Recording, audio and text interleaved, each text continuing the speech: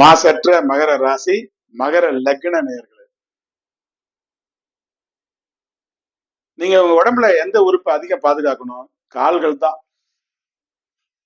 கால்கள் அப்படி முட்டி எலும்புலாம் தெரியும்.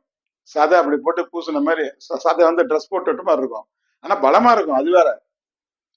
ராசிக்கு லக்னம் கெட்டு போயிருந்தா பிரச்சனை காலில் தான் ஃபர்ஸ்ட் வரும். அதனால கால்களை ரொம்ப பாதுகாக்கணும் நீங்க.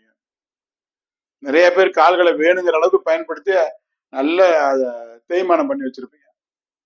நல்ல கால்களுக்கு உண்டான பயிற்சி நீங்க கொடுத்து கால்களை வந்து நல்லா பார்த்துக்கணும். நீங்க தவிர்க்க வேண்டிய குணம் வந்து பதட்டம். நிதானமான ஆள் தான் நீங்க.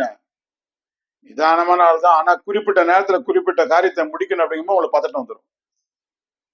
இந்த பதட்டத்தை வந்து தவிர்க்கணும். எச்சரிக்கையா இருக்க வேண்டிய நோய் என்ன தெரியுமா? வாயு வாதம். உடம்புக்கு மேல வந்தா வாயு, உடம்பு கீழே போனா இடுப்பு கீழே போனா அது பேர் வாதம். ரெண்டும் அந்த மகரத்துக்கே உண்டான. அது வராத அளவுக்கு நீங்க அந்த உணவு முறையில வந்து அதை கரெக்ட் பண்ணணும்.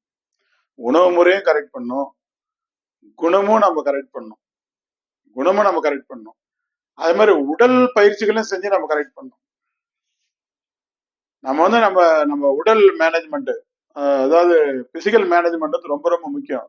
அது மாதிரி சைக்காலஜி மேனேஜ்மெண்ட் ரொம்ப முக்கியம். அதையும் கரெக்டா பார்த்துக்கணும். பிசினஸ் மேனேஜ்மெண்ட்டும் முக்கியம். டைம் மேனேஜ்மெண்ட் ரொம்ப முக்கியம். அதே மாதிரிதான் ஃபுட்டில் என்ன சாப்பிடணும் அப்படின்னு நம்ம தெரிஞ்சுக்கணும். அதே மாதிரிதான் நம்ம குணத்துல எந்த குணத்தை எடுக்கணும், எந்த குணத்தை தவிர்க்கணும், எந்த நேரத்தில் எப்படி செயல்படணும், இவ்வளோ வித்தையை தெரிஞ்சு வாழ வேண்டியதா இருக்கு. வாழ்றது எவ்வளவு கஷ்டம் பார்த்தீங்களா? ஒரு வாழ்றதுக்காக எவ்வளவு வித்தை தெரிஞ்சு போராட வேண்டியதா இருக்குது வாழ்க்கையில. அதுக்குதான் சித்தருங்க மௌனம் அப்படியே மௌனமா போய் உட்காந்து போல இவங்க வம்பு வேணாம், அவங்கள்ட்ட இது வேணாம், அப்படி போய் அமைதியா போய் உட்காந்துடுறாங்க. அந்த மௌனத்துக்கு உகந்த ராசி வந்து மகரம்.